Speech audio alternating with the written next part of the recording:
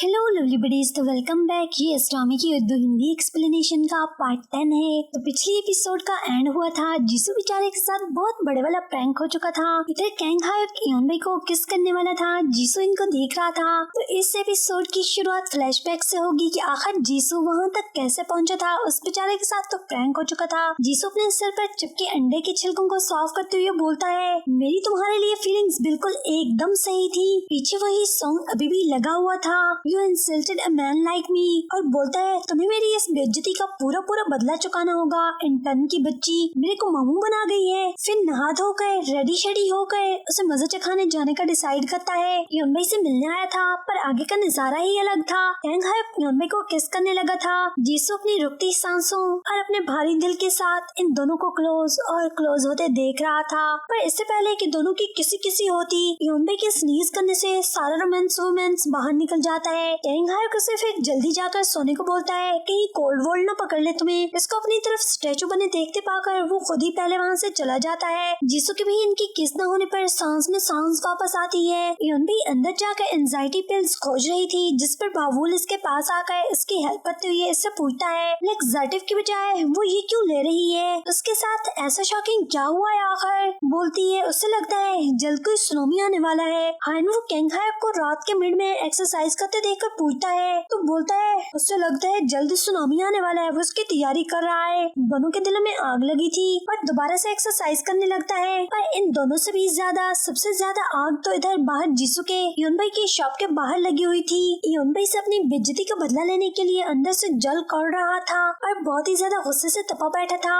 इधर इयोन भाई कैंग हायोक की सभी A to Z बातों को याद करके सोचती है, क्या वो सचमुच में उससे लाइक करता है। उसकी बातों का तो यही मतलब निकल रहा है। मॉर्निंग में बाथरूम में बैठी सोने सपने बुन रही थी कैंग हायोक के उसके बारे में फीलिंग्स को लेकर, और वो इतनी सपनों में खोई हुई थी कि इधर वो तीनों लाइन बनाओ टिकट कटाओ बहुत भारी खड़े थे। इनकी हालत पतली हुई जा रही थी। उसके बाहर निकलते ही अनकंट्रोल्ड बाबुल उस पर चीखता है, अबे हमारी जान लेने का इरादा है क्या। वो बेचारी इनकी हालत देखकर एम्बैरेस होकर भागने लगती है, पर कैंग हायोक उसे रोककर बोलता है, ओह मेरी हार्ट वाइफ मॉर्निंग में भी इतनी प्रिटी दिख रही है। ये पूरा ट्रैफिक ही जाम हो गया उसकी वजह से। जिस पर इस कम्प्लीमेंट को सुनकर गर्दन खुजाती वहाँ से खिसक लेती है। बाहर जाकर कैंग हायोक के कम्प्लीमेंट पर हैप्पी हो रही थी। हाय अभी तो मैंने मेकअप ही नहीं लगाया था और इसको मैं इतनी प्रिटी दिख रही थी मॉर्निंग में। इधर इसको शर्माते लजाते देखकर वहाँ इसका वेट करता जीसू देख लेता है। इससे पूछती है, इतनी सुबह सुबह में यहाँ क्या कर रहा है। उसको डराते हुए दांत पीस कर बोलता है, वीकेंड है तो हमने रेसिपी डेवलपमेंट वाला काम नहीं करना है क्या। फिर इसके सामने बैठकर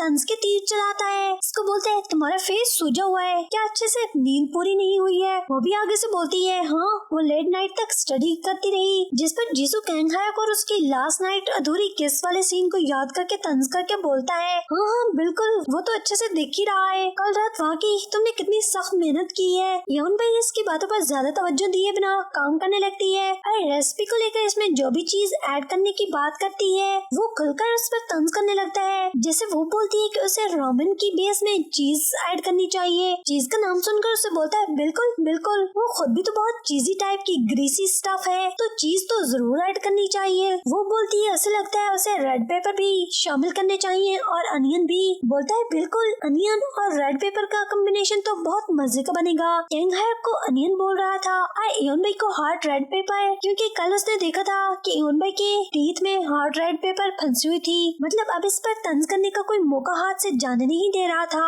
वो बोलती है लास्ट पर हमें ब्लैक पेपर से गार्निश करना चाहिए, तो इसको बोलता नहीं हम ऐसा नहीं करेंगे। अगर ऐसा किया तो फिर इसको स्नीजिंग करके दिखाकर बोलता है, ये हो गया तो क्या करोगी। कल रात इसके कैंग हायोक को किस करते करते स्नीज करने की बात कर रहा था, जिस पर वो बेचारी चुप कर जाती है और उसकी चुप्पी भी बर्दाश्त नहीं थी। इसको बोलता है, क्यों कुछ दोबारा से इमेजिन कर रही हो क्या। तो वो इसको गुस्से से बोलती है, तुमने सुबह सुबह कौवों का सालन तो नहीं खा लिया जो सुबह से कुत्तों की तरह मेरे पीछे हाथ धोकर पड़े हो। तो इसको बोलता है, मैंने तो नहीं खाए मगर तुमने कुछ ट्विस्टेड डोनट्स जरूर खाए हैं, और गुस्से से बाहर निकल जाता है। कैंग हायोक इन दोनों की बातें दोबारा से सुन चुका था। इसको दोबारा अपने पास बुलाकर पूछता है, उसने उसकी वाइफ से लड़ाई क्यों की। जीसू भी बोलता है, जो पूछना है सीधे सीधे पूछो, मेरे पास समय नहीं है। कैंग हायोक बोलता है, इसे हेट करना बंद कर दो। वो बोलता है, तुम्हें इससे क्या, मैं इसे हेट करूँ, बदला लूँ, जो करना चाहूँ करूँ। पर रुको रुको, तुम मेरे को जरा ये बताओ, सचमुच में तुम इंटर्न को लाइक तो नहीं करते हो क्या। जिसे कैंग हायक सुनकर आगे से बोलता है, सुबह ही सुबह तुम मेरे से ऐसे सीधे सीधे क्वेश्चन के आंसर मांग रहे हो। हाय, मेरे को तो शर्म आ रही है। देखो देखो, कहीं मेरा फेस ब्लश तो नहीं करने लग गया है। आज शर्माते हुए अपनी जैकेट को अपने फेस पर डालकर वहीं पर लेटता है। इस लेजी को देखकर जीसू बुरे बुरे मुंह बनाता वहाँ से चला जाता है। काम करते समय अब जीसू ने स्पेशल अपनी नजरें इन दोनों के ऊपर गाड़ रखी थी कि इनके बीच क्या क्या खिचड़ी पक रही है। तभी कैंग हायक इसके सामने जाकर इयोन भाई को पीछे से हग करके बोलता है उसने अपनी वाइफ के लिए न्यू एप्रन मंगवाया है क्योंकि ये एप्रन उसे खुला है। कैंग हायक को इयोन भाई के खुले एप्रन को टाइट करते देखकर जीसू बेचारे की सांसें बिल्कुल रुकने लगती हैं। कैंग हायक के वहाँ से चले जाने के बाद वो फौरन से उठकर इयोन भाई के पास जाकर इसको नेक को खुजलाते देखकर इसको गुस्से से इसकी नेक और हाथ दोनों को वॉश करने को बोलता है कि वो कितनी गंदी है। पर वो फिर भी जीसू के वहाँ से गुस्से से चले जाने के बाद भी कैंग हायक के बारे में सोचते हुए दोबारा से अपनी नेक को खुजलाने लगती है। इधर वो गुस्से से कार की इतनी स्पीड मारता है कि हानवू और बाबुल के हाथों में पकड़ा हुआ फ्लोर इन बेचारों के मुंह पर मेकअप कर जाता है। वो सीधे जाकर गुस्से में अपने चॉ कॉफी ब्रांड पर बैठा था। इयोन भाई टेक्स्ट करके इससे पूछती है वो कहीं अपने हाथ हान रिवर पर साफ करने तो नहीं गया है। तंज पड़कर गुस्से में अपने सेल को टेबल पर फेंक देता है। हानवू उसके जल्दी शॉप से लीव करने की वजह पूछता है कि फिर कहीं इसकी इयोन भाई से लड़ाई तो नहीं हुई है। आगे से कैंग हायक को इयोन भाई के एप्रन को टाइट करने वाले सीन को याद करके पूछता है जब कोई किसी के बहुत करीब हो और कोई दूसरा उनको देखकर उसकी आंखों में जलन होने लगे तो उसका मतलब क्या होता है। हानवू को लगता है कि किसी कस्टमर ने उसकी आंखों में ब्लैक पेपर का स्प्रे तो नहीं कर दिया है, जिस पर हानवू इसको सबसे फ्रेंडली बिहेव करने को बोलता है, जिस पर वो इसको फिर दोबारा से समझाता है जैसे किसी को दो लोगों को साथ देकर दिमाग की दही बनने लगे और बहुत ही फास्ट स्पीड से हार्ट में ट्रेन चलती फील हो। जिसे सुनकर हानवू इसको बोलता है इसका मतलब होता है जेलसी हो रही है अगले से। इस पर बोलता है जेलसी। यहाँ से सीन कट होकर इयोन भाई के पास शॉप पर यूनसुई, बावुल और जीसू को खोती हुई आई थी। बावुल कुछ बाय करने के लिए साथ वाली सुपरमार्केट पर गया था और जीसू इयोन भाई के मुताबिक हान रिवर पर अपने हाथ धोने गया है और उसे लगता है कि शायद वो लौटना भूल गया है। फिर इससे पूछती है पर वो किसको मिलना चाहती है, किसे खोज रही है। यूनसुई बोलती है जो से पहले दिख जाएगा वो उससे मुलाकात कर लेगी। फिर इयोन भाई इससे पूछती है वो और जीसू कितने सालों से एक दूसरे को जानते हैं। यूनसुई उसे बताती है अपने एलिमेंट्री स्कूल के दिनों से, यानी कि 10 सालों से वो दोनों एक दूसरे को अच्छे से जानते हैं। जिस पर यून भी इससे पूछती है कभी वो जीसू के सामने रोई है। यूनसुई सुनकर कानों को हाथ लगाती है कि ना बाबा ना, कभी भूले से भी नहीं। यूनबोई पूछती है क्यों, ऐसा क्यों? तो वो बताती है क्योंकि जीसू को दुनिया में सबसे ज्यादा नफरत रोती गर्ल से है। वो इसके लिए इसी समय पूप बन जाती है, मतलब कि जीसू की लाइफ से किक आउट हो जाती है। यूनसुई को किसी और की कॉल लेते देखकर यूनबोई जो अपने पास जीसू को लेकर कुछ पॉइंट्स नोट डाउन कर रही थी, मतलब जो उसकी हेल्प कर सकते कि वाकई में जीसू से लव करता है या नहीं, और फौरन से उन सभी पॉइंट्स को काट देती है कि मतलब जीसू के साथ उसका कोई लवशा वाला लफड़ा नहीं बन सकता है। वो उससे रिवेंज लेने के लिए उसके आसपास मौजूद है, मतलब कि वो जीसू की नजरों में सिर्फ एक पूप है। बावुल एक बड़े से टेडी बियर के साथ यूनसुई के घर के बाहर उसे सरप्राइज करने के लिए बैठा था और उसको किसी और बॉय के साथ आते देखकर पूछने जाता है वो कौन है, उसके साथ क्या कर रही है। जिस पर वो बॉय भी पूछता है अबे तुम कौन हो। बावुल बोलता है मैं इसका लवर हूँ, हस्बैंड हूँ, हनी हूँ, डार्लिंग हूँ, सब कुछ हूँ। जिस पर वो बॉय बोलता है वो यूनसुई का ओप्पा है जिसे वो जानती है। उसके चले जाने के बाद बावुल उससे पूछता है वो कौन था, तुम्हारा इसके साथ क्या रिलेशन था। बोलती है ओप्पा था जिसे मैं सिर्फ जानती हूँ। बोलते है ओप्पा था, बोलता है कल को मैं भी तुम्हारे सामने किसी नई गर्ल के साथ अगर आऊंगा फिर तुमसे पूछूंगा तुम्हें कैसा फील होता है, तुम किसी को भी कभी भी साथ चिपका कर मेरे सामने ले आती हो। वो बोलती है अगर वो किसी गर्ल के साथ आएगा उसे बिल्कुल भी बुरा नहीं लगेगा। और फिर उससे पूछती है क्या ये टेडी बियर उसके लिए है। बोलता है नहीं बिल्कुल नहीं, ये उसके खुद के लिए है, अब से ये इसकी न्यू गर्लफ्रेंड है। यूनबोई ने जीसू को वापस बुलाया था, वो उसके घर पर उसका वेट कर रहा था। गलती से नजर सामने डिक्शनरी पर जाती है, वो जल्दी से खिसकता हुआ आसपास देखकर जेलिसी का मीनिंग सर्च करने लगता है, जिसका मतलब लिखा था किसी पर गुस्सा होना जो आपसे ज्यादा बेटर हो। जीसू डिक्शनरी पर चीखता है बकवास, सब बकवास, जैसे इसमें सब कुछ गलत लिखा हो। बोलता है हो ही नहीं सकता कि वो अनियन यानी कि कैंग हायक इससे ज्यादा अच्छा हो। फिर इस वर्ड की पूरी डेफिनेशन पढ़ने लगता है समझने के लिए, पर जैसे ही पढ़ता है कि हस्बैंड वाइफ के बीच या वो लोग जो कि एक दूसरे से लव करते हो, तभी यूनबोई वहाँ आकर उससे पूछती है क्या कर रहा है। वो डिक्शनरी को ऐसे फेंकता है जैसे कुछ गलत करते हुए या फिर चोरी करते हुए पकड़ा गया हो। वो उसे बताती है वो दोबारा से काम स्टार्ट करने से पहले कुछ खाना खाते हैं। वो उसके पीछे जाते हुए उसको फॉलो करते हुए कल्टी मारकर दोबारा आंख बचाकर उस डिक्शनरी के पास आकर उसमें से उस जेलिसी वाले पेज को फाड़ कर अपने पास रख लेता है। रेस्टोरेंट पर खाने के लिए बैठते हैं पर जीसू पलक झपकाए बिना उसी पर नजर जमाए बैठा था। तभी इसे हाइनवू के साथ जेलिसी पर हुई बाकी की बातचीत की फ्लैशबैक याद आती है, जिस पर हाइनवू ने उसे बोला था वो जब भी इसे कहीं भी किसी और के साथ देखेगा या किसी और के साथ हंसते हुए बातें करते देखेगा तो उसे गुस्सा आएगा सब देखकर, तो इसे जेलसी कहते हैं। जीसू बोलता है इसकी बिल्कुल ऐसी ही फीलिंग्स होती हैं। वो एडमिट करता है इस बात को, पर क्या इसका मतलब है कि मैं इंटर्न को हेट करता हूँ फिर? पर हाइनवू हंसता है, नहीं ये मामला इसके बिल्कुल अपोजिट है। तो सोचने लगता है जेलसी के अलावा ऐसे इंटर्न के लिए क्या हो सकता है, और फिर प्रेजेंट में लौटते हुए सामने देखने लगता है कि इयोन भाई ने क्या ऑर्डर करवाया है, पर उसके चिकन फीट ऑर्डर करवाने पर डर जाता है। अबे तुम गर्ल होकर ऐसी चीज कैसे खा सकती हो? इंसान के बच्चे तो हार्ट विंग्स या फिर कम से कम ड्रम स्टिक्स खाते हैं, ये चिकन की फीट कौन खाता है? मतलब उसे घिन आ रही थी, उसे अच्छा नहीं लग रहा था चिकन के फीट्स को देखकर, पर इसको फिर खाते देखकर उसे याद आता है। उससे पूछता है इसका और कैंगहाइक का कैसा रिलेशन है? वो सोचती है फिर बोलती है वो मेरा ओप्पा है जिसे मैं जानती हूँ। जीसू सुनकर फिर से पूछता है आखिर कब से कितने अरसे से एक दूसरे को जानते हैं जो वो इसका ओप्पा बन गया है? तो क्या इस हद तक इनका रिलेशन जा चुका है कि वो उसे अब अपने साथ डेट पर चलने का तो नहीं बोलने वाली है कहीं? वो भी एक नंबर थी। सुनकर बोलती है हाँ हो भी सकता है, क्यों नहीं। वो सुनकर बोलता है अचानक एकदम तुम बहुत ही कूल और कैजुअल नहीं हो गई हो, और उसे याद दिलाता है जब तुम उस वाटर बैलून मतलब कि जय हो से डंप हुई थी तुमने नहीं बोला था मेरे को कि सेल फोन को चेंज कर सकती हो मगर अपना लव नहीं। और दिल पर हाथ रखकर इसको बोलता है और तुमने कहा था तुम यहाँ अपने मन से लव करती हो हमेशा। वो भी इसको दिखाने के लिए दिल पर हाथ रखकर बोलती है हाँ मैंने बोला था, और इस बार फिर दोबारा से मैं लव करूंगी इधर से ही अपने दिल से, मगर इस बार पहली बार से बिल्कुल डिफरेंट होगा। बोलती है अब से वो कन्वीनियंस शॉप के बाहर अकेले बैठकर रामेन नहीं खाना चाहती है बल्कि किसी के साथ कुक करके उसके साथ शेयर करके खाना चाहती है। उसका ध्यान फौरन से कैंगहाइक की तरफ जाता है, पूछता है अच्छा तुम कैंगहाइक की बात कर रही हो ना? वो भी बोलती है हाँ कैंगहाइक एक रियल मैन है जो दिल जीतना जानता है, न कि किसी फेक मैन की तरह है जो कि अपने दिल की इमोशंस को भी मशीन से पता लगाता है। वो इस पर तंज कर रही थी कि उसने उस सॉन्ग के जरिए से अपने इमोशंस को जाना था कि वो इयोन भाई की उसके इंसल्ट करने पर उससे नफरत करता है, न कि अपने दिल की बात सुनी है। वो उठता है इसको बोलता है हाँ कैंगहाइक के साथ जितना मर्जी चाहो पर जब चाहो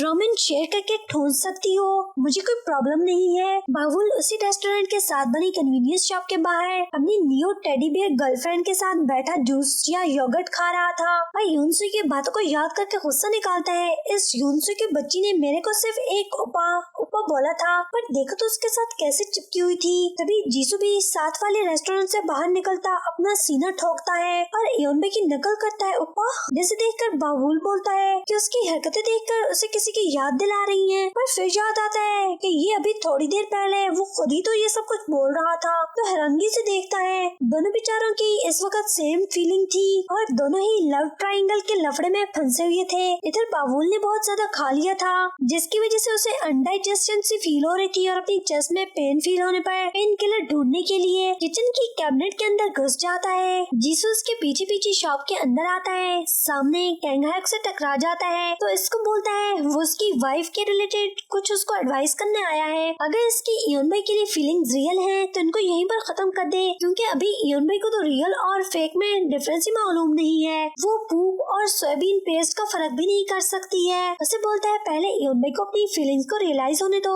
फिर उसे अपनी फीलिंग्स के बारे में बताना। कैंगहाइक उससे पूछता है पर वो इसका इतना सगा मामा जी क्यों बन रहा है? तो बोलता है ऑफ कोर्स सिर्फ और सिर्फ कैंगहाइक के फायदे के लिए बोल रहा है। उसे बता रहा है वो किस पूप में अपने पाँव को गंदे करने जा रहा है। कैंगहाइक इसे खुद के लिए परेशान होते देखकर बोलता है तुम्हें बिल्कुल भी चिंता करने की जरूरत नहीं है, मैं अब से अपनी वाइफ का रियल पिलर बनने वाला हूँ, तो तुम अब से वाइफ से जरा अच्छे तरीके से और सलीके से बात करना। उसको बोलता है क्योंकि जितना वो उससे लव करता है उतना ही वो तुम्हें भी चाहता है। पर जीसू के मन में कैंगहाइक के लिए सिर्फ और सिर्फ जेलसी और हेट था। इन दोनों के चले जाने के बाद बाबुल कैबिनेट के नीचे से अपना सर खिसकाता है। उसने इन दोनों की बातें अच्छे से सुन ली थी और उसे सारा मामला समझ में भी आ गया था कि आखिर कौन सी खिचड़ी पक रही है इन दोनों के बीच में इयोन भाई को लेकर। कुछ लिखते लिखते फौरन से अपने पास बैठे हाइनवू की तरफ पलटकर उससे पूछता है कि तेरा यार जीसू मेरी नूना इयोन भाई से लव करता है ना, है ना? जिस पर ऑफ कोर्स हाइनवू तो इनकार करता है, पर बाबुल को पता चल चुका था कि जीसू के बच्चे की पूरी दाल ही काली हो गई है। जीसू के घर लौटने पर उसके डैड उसको रोककर पूछते हैं कि क्या वो यंग इयोन भाई को लाइक करता है। वो इनकार कर देता है कि अबे सबको क्या हो गया, क्यों सबके सब मेरे पीछे हाथ धोकर पड़ गए हो, जबरदस्ती मेरे को उससे लव करवाने पर लगे हो। जिस पर उसके डैड बोलते हैं ठीक है, अगर तुम उससे लव नहीं करते हो तो बहुत अच्छी बात है। जिसे सुनकर वो अपने डैड से पूछता है क्यों,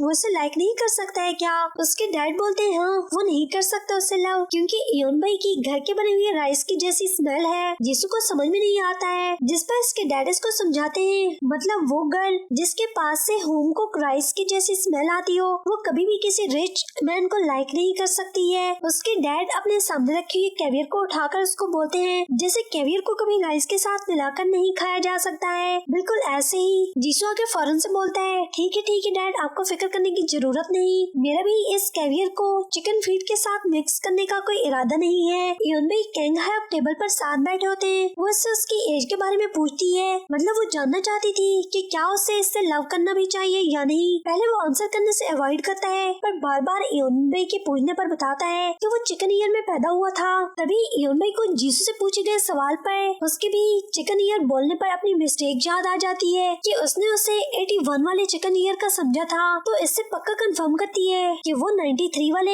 या फिर 81 वाले चिकन ईयर में पैदा हुआ है। जिस पर कैंग हायोक से बोलता है कि वो 93 वाले चिकन ईयर में पैदा हुआ है। जिस पर उसे समझ में आ जाती है अच्छा तो उससे छोटा है, मतलब इसके साथ भी इसे लव वाले लफड़े को दूर ही रखना होगा। पर कैंग हायोक बहुत ही सियाना था, उसकी बात का मतलब अच्छे से समझ गया था। जिस पर इससे बोलता है तुम्हें फिक्र करने की जरूरत नहीं है, तुम्हें पता होना चाहिए कि मैं एक बहुत ही हेल्दी रूस्टर हूँ। आई फेस को बोलता है उसे लगता है उसे जाकर सो जाना चाहिए, वरना अगर वो थोड़ी देर और यहाँ पर बैठ गया तो बहुत ही डेंजरस हो सकता है। आगे का मतलब तो इयोन भाई बहुत अच्छे से समझ गई थी कि उसका क्या मतलब है। जिस पर कैंग हायोक जब उसे गुड नाइट बोलकर जाता है तो पीछे से बहुत ही हैप्पी होकर बोलती है गुड नाइट। जीसू घर जाकर डिक्शनरी से फाड़कर ले गए पेज को दोबारा से पढ़ने लगता है। जेलिसी की पूरी डेफिनेशन पढ़कर बोलता है सब झूठ, किस पागल ने इस डिक्शनरी को आखिर लिखा है, और खुद को बोलता है मैं और वो भी लव की वजह से इससे जेलस हूँगा, ये नहीं हो सकता है। और इयोन भाई की तरह अपनी गर्दन को खुजाने लगता है, मतलब वो आहिस्ता आहिस्ता उसकी सभी बातों और जस्टिस को अडॉप्ट करता जा रहा था।